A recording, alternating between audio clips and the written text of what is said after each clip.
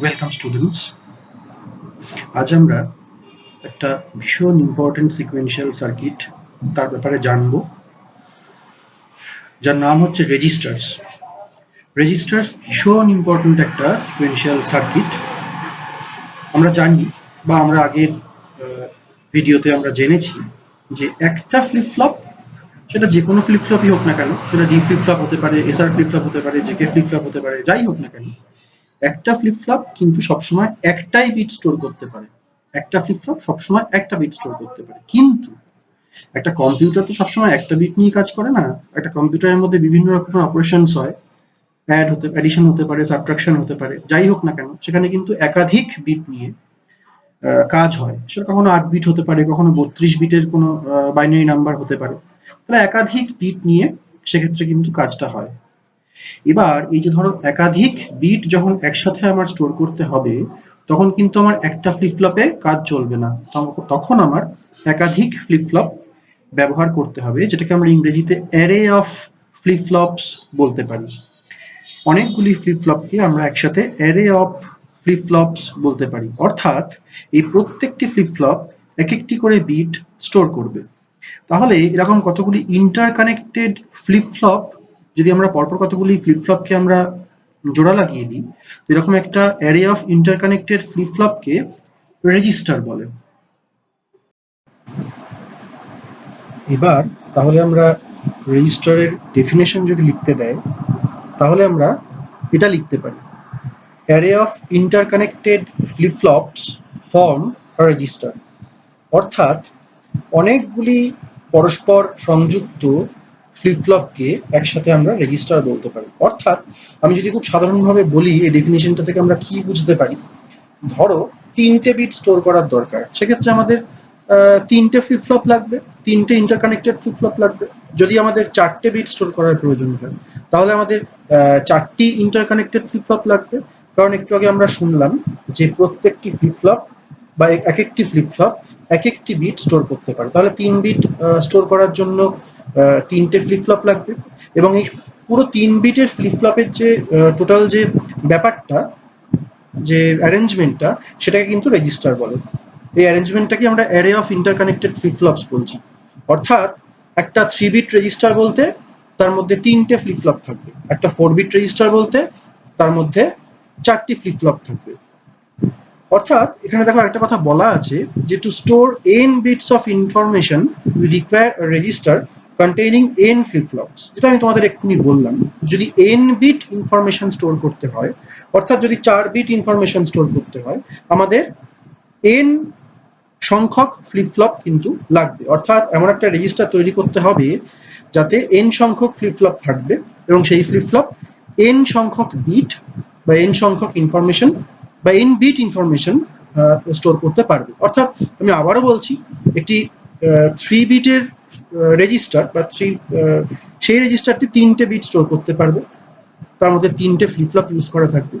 একটি 4 bit register যে কিনা 4 বিট ইনফরমেশন স্টোর করতে পারে, আসলে তার মধ্যে 4টি ফ্লিপ ফ্লপ থাকবে।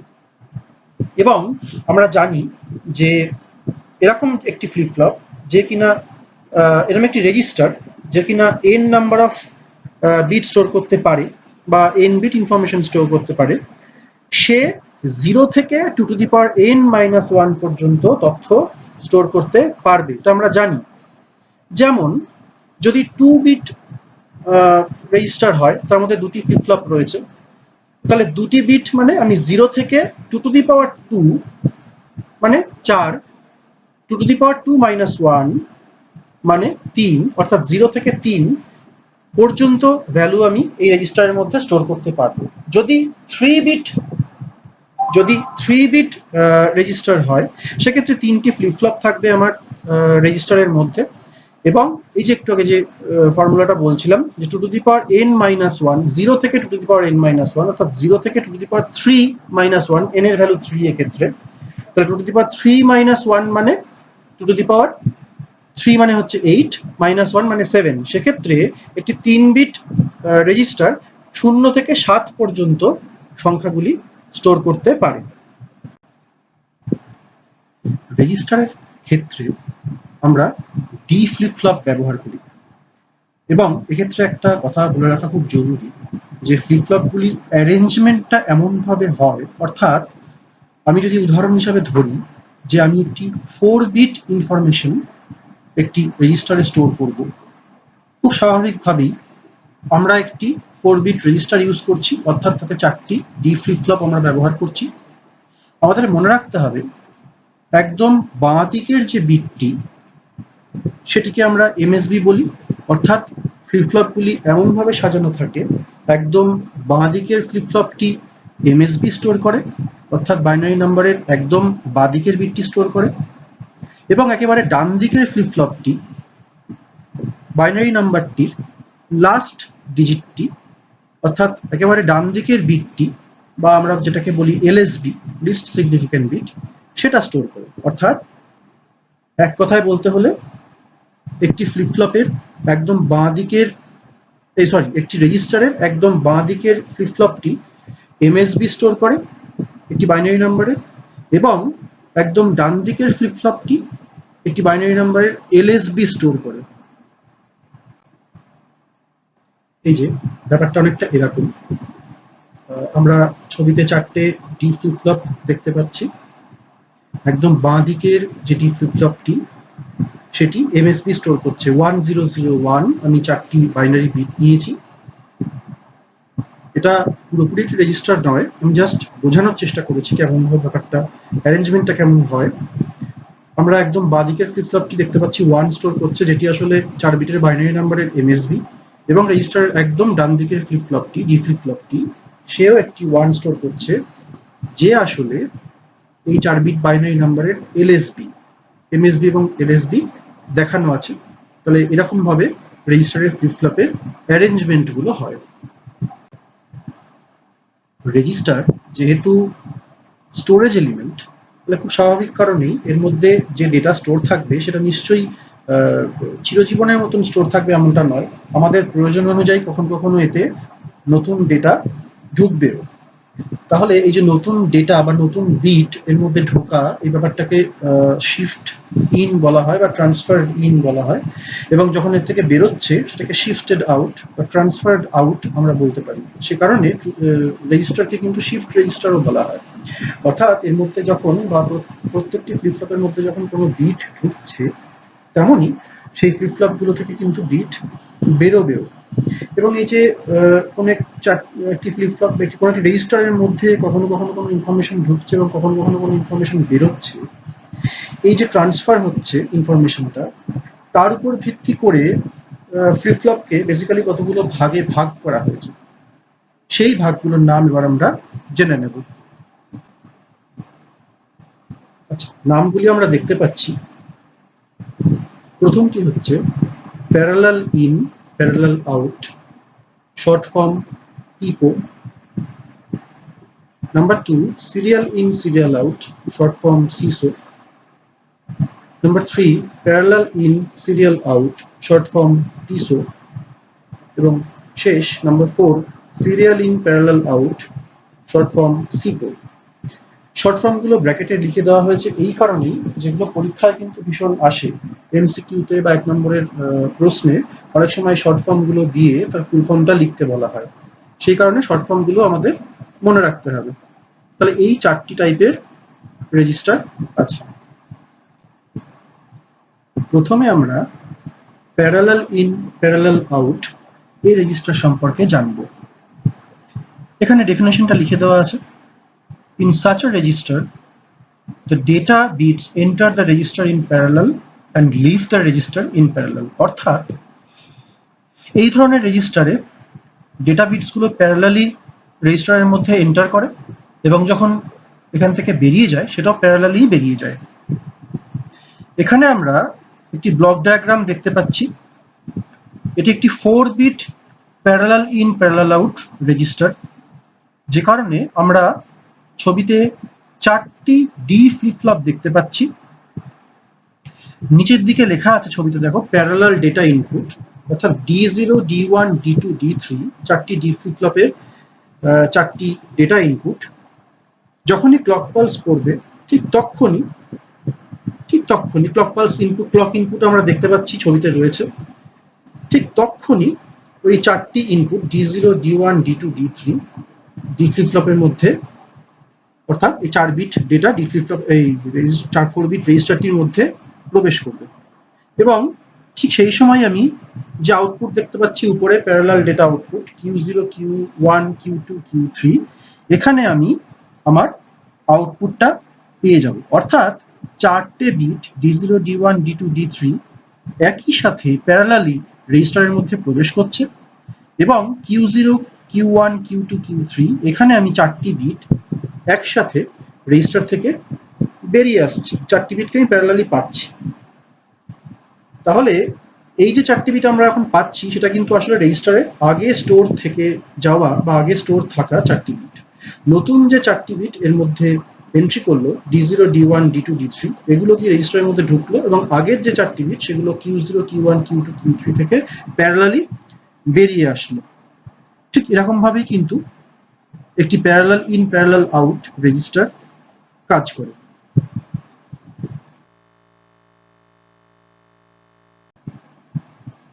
যেহেতু এই parallel in parallel out register পুরো ডেটা ট্রান্সফারটাই প্যারালালি করছে, অর্থাৎ প্যারালালি ডেটা ঢুকছে এবং প্যারালালি এর থেকে ডেটা একসাথে বেরিয়ে আসছে, সে কারণে কোনো অ্যাড্রেস বা কোনো ইনস্ট্রাকশন আমি প্রোগ্রাম এক্সিকিউশন করার সময় যদি স্টোর করার প্রয়োজন হয়, হ্যাঁ, তো সেই ক্ষেত্রে আমরা এই ধরনের রেজিস্টার ব্যবহার করে থাকি। এই রেজিস্টার ভীষণ ফাস্ট এবং এই মেমোরি বাফার হিসাবে এই রেজিস্টার ইউজ করা যেতে পারে এবং তাই হয়। আমরা জানি যে আমাদের সিপিইউর মধ্যে বিভিন্ন রকমের হাই স্পিড প্যারালাল রেজিস্টার রয়েছে। আমরা এগুলোর নাম হয়তো শুনেছি কিন্তু জানতাম না যে এগুলোই আসলে প্যারালাল রেজিস্টার। যেমন মেমোরি অ্যাড্রেস রেজিস্টার, যাকে শর্টে MAR বলা হয়, এবং ইনস্ট্রাকশন রেজিস্টার, যাকে শর্টে IR বলা হয়। ছবির নিচে আমরা নামগুলি দেখতে পাচ্ছি। এইসব ক্ষেত্রে আমরা কিন্তু প্যারালাল রেজিস্টারের ব্যবহার দেখতে পাই। এবার আমরা সিরিয়াল ইন সিরিয়াল আউট এই রেজিস্টারটি সম্পর্কে জানব। এখানে বলা আছে, in such a register the data bits enter the register in serially and also leave the register in serially। অর্থাৎ সিরিয়ালি এই রেজিস্টারের মধ্যে ডেটাগুলি ঢুকবে বা প্রবেশ করবে এবং সিরিয়ালি ডেটাগুলি এই রেজিস্টার থেকে বের হবে। আগে যেমন প্যারালাল ইন প্যারালাল আউটে দেখেছিলাম যে একসাথে 4টি বিট একসাথে ঢুকে যাচ্ছে রেজিস্টারটির মধ্যে এবং 4টি বিট একসাথে বেরিয়ে আসছে, সেটা অনেক ফাস্ট রেজিস্টার ছিল। এক্ষেত্রে ব্যাপারটা সেরকম নয়। এক্ষেত্রে একটি একটি করে বিট রেজিস্টারটির মধ্যে ঢুকবে এবং একটি একটি করে বিট রেজিস্টার থেকে বেরোবে, সিরিয়ালি ঢুকবে এবং সিরিয়ালি বেরোবে। তাই এটাকে আমরা serial in serial out shift রেজিস্টারও বলে থাকি। আমরা ছবিতে একটি serial in serial out shift register দেখতে পাচ্ছি। একদম বাঁদিকে, ছবির একদম বাঁদিকে যে ফ্লিপ ফ্লপটি, সেখানে আমরা ডেটা ইন আই ইনপুট আমরা দেখতে পাচ্ছি এবং এরকম ভাবে একদম বাঁদিক থেকে শুরু করে প্রত্যেকটি ফ্লিপ ফ্লপের আউটপুট ঠিক তার পরবর্তী ফ্লিপ ফ্লপের ইনপুটের সঙ্গে যুক্ত। অর্থাৎ একদম বাঁদিকের ফ্লিপ ফ্লপটি কিউ যে আউটপুটটি সেটা পরবর্তী ফ্লিপ ফ্লপের ডি ইনপুটের সঙ্গে যুক্ত, ঠিক সেই ফ্লিপ ফ্লপটির আবার কিউ আউটপুট পরবর্তী ফ্লিপ ফ্লপের ডি ইনপুটের সঙ্গে যুক্ত। এরম ভাবে একেবারে শেষের যে ডান দিকের যে ফ্লিপ ফ্লপটি সেখান থেকে কিউ আউট একেবারে শেষের আউটপুটটি আমরা পাচ্ছি এবং প্রত্যেকটি ফ্লিপ ফ্লপে একই ক্লক পালস প্রয়োগ করা আছে।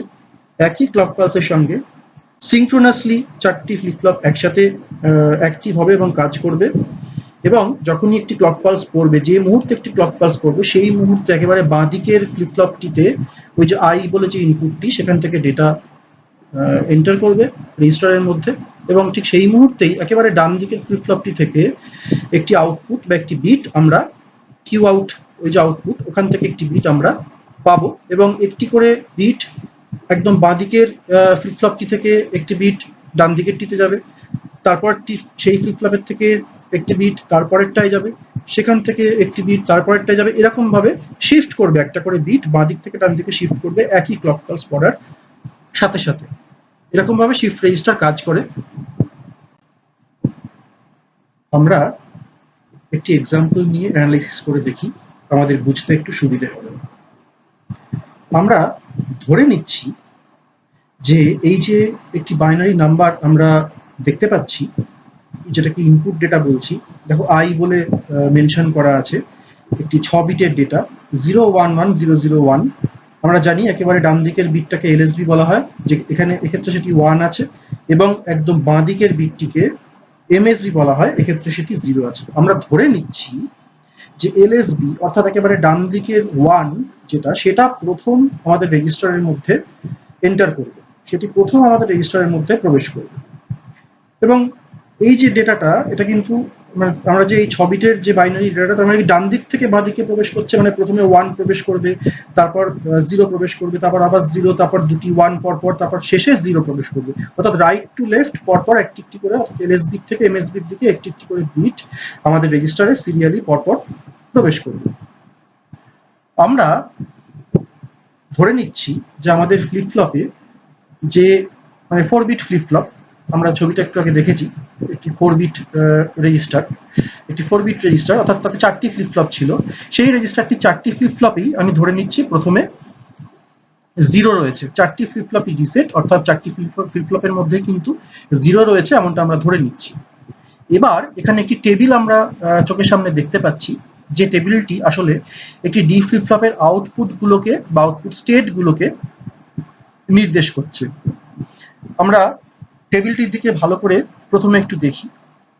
একেবারে বাঁ দিকে রয়েছে ক্লক পালস, অর্থাৎ এই যে 1 2 3 4 5 6 করে 6টা ক্লক পালস দিতে হবে। তার কারণ হচ্ছে আমাদের 6টি বিটকে রেজিস্টারের মধ্যে প্রবেশ করাতে হবে। তো 6টি বিটকে যদি আমার রেজিস্টারের মধ্যে প্রবেশ করাতে হয়, আমরা একটু আগে জেনেছি, একটু আগে ছবিটা দেখে বুঝেছি যে প্রত্যেকটি ক্লক পালসে একটি করে বিট আমাদের রেজিস্টারের মধ্যে প্রবেশ করে।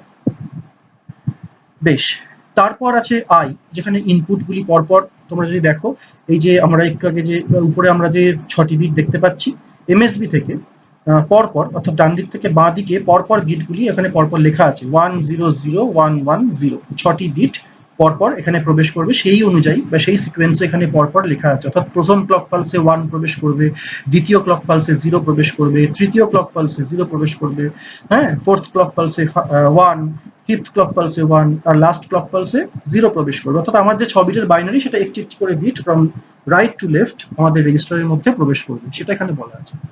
এরপরে দেখো Q0, Q1, Q2, Q3, এই যে আউটপুটগুলি যথাক্রমে আমার 4টি ডি ফ্লিপ ফ্লপের আউটপুট। আমার রেজিস্টারে 4টি ফ্লিপ ফ্লপ রয়েছে, ডি ফ্লিপ ফ্লপ রয়েছে, তার যে 4টি আউটপুট, সেগুলি এখানে Q0, Q1, Q2, Q3 যথাক্রমে দেখানো আছে। এবার আমরা এই টেবিলটির দিকে তাকাই। যখন প্রথম ক্লক পালস পড়লো, আমাদের ইনপুটে তখন 1 আছে, এই 1টি Q0 দিয়ে বেরোবে, অর্থাৎ একদম বাঁ দিকের ফ্লিপ ফ্লপে। আর বাকি 3টে ফ্লিপ ফ্লপ যেমন 0 ছিল সেরকম থাকবে, কিন্তু দেখতে পাচ্ছি একদম ডান দিকের যে ফ্লিপ ফ্লপটা Q3, যে আউটপুটটা, সেখান থেকে 0 বেরিয়ে গেল। কারণ আমরা একটু আগে ছবিতে দেখেছিলাম যে একটি ক্লক পালসে একদম বাঁ দিকের ফ্লিপ ফ্লপে একটি ইনপুট ঢুকবে এবং একেবারে ডান দিকের ফ্লিপ ফ্লপ দিয়ে একটি আউটপুট বেরিয়ে যাবে। এবং এই যে বাঁদিকের, আমি একটু পরের ক্লক পালসটা দিয়ে বোঝাচ্ছি, তোমাদের বুঝতে সুবিধা হবে। ধরো সেকেন্ড ক্লক পালস যখন দিলাম, তখন আসলে 0 ইনপুটটা আমার একদম বাঁদিকের ফ্লিপ ফ্লপে ঢুকছে। এবার এই ফ্লিপ ফ্লপে আসলে Q0 ফ্লিপ ফ্লপে আগে কি ছিল? 1 ছিল। সেই 1টা ডান দিকের ফ্লিপ ফ্লপটা শিফট করে গেল, কারণ প্রত্যেকটা ক্লক পালস, প্রত্যেকটা ফ্লিপ ফ্লপ একই সাথে ক্লক পালস পাচ্ছে, কাজেই প্রত্যেকটা ফ্লিপ ফ্লপই তার আউটপুট দেবে, যেটা আসলে পরের ফ্লিপ ফ্লপের ইনপুটে চলে যাবে। তাহলে এই যে Q1 ফ্লিপ ফ্লপে যেটা এখন 1 আসলো, এই ফ্লিপ ফ্লপে আগে ছিল 0, সেই 0টা শিফট করে পাশের Q2 ফ্লিপ ফ্লপে চলে গেল। এবার এই যে Q2 তে যে 0টা ছিল, সেটা শিফট করে Q3 তে চলে গেল, এবং Q3 যে 0 ছিল সেটা বাইরে বেরিয়ে গেল। ঠিক একই রকম আমি আরো একটি এক্সাম্পল দেখাচ্ছি। থার্ড ক্লক পালস, আবার একটি 0, সেই 0টা যে মুহূর্তে ক্লক পালস পড়লো, 0টি Q0 ফ্লিপ ফ্লপের মধ্যে ঢুকে গেল, যেখানে আগে 0 ছিল, সেই 0টি শিফট করে Q1 এ চলে গেল। Q1 এ ছিল আগে 1, সেটা শিফট করে Q2 তে চলে গেল। Q2 তে ছিল আগে 0, সেটা শিফট করে Q3 তে চলে গেল। Q3 তে 0 ছিল, সেটি বেরিয়ে গেল। ফোর্থ ক্লক পালস, একটি 1 আছে, 1 ইনপুট হিসাবে ঢুকবে, যেটা প্রথমে Q0 তে ঢুকলো, Q0 তে আগে 0 ছিল, সেটা শিফট করে চলে গেল Q1 এ। Q1 এ 0 ছিল, সেটা শিফট করে চলে গেল Q2 তে। Q2 র যে 1 ছিল, সেটা শিফট করে চলে গেল Q3 তে, এবং Q3 র 1টি বেরিয়ে গেল। ঠিক এরকম ভাবে একটি একটি করে বিট কিন্তু শিফট করছে এবং 6th ক্লক পালসের পরে আমরা একদম শেষের এই যে দেখতে পাচ্ছি 0110, এটা হচ্ছে 6th ক্লক পালসের পরে আমার রেজিস্টারটির স্ট্যাটাস। আমি শেষ পর্যন্ত 6th ক্লক পালসের পরে আমি রেজিস্টারটির মধ্যে এই 4টি বিট অর্থাৎ 0110 এই 4টি বিট দেখতে পাবো।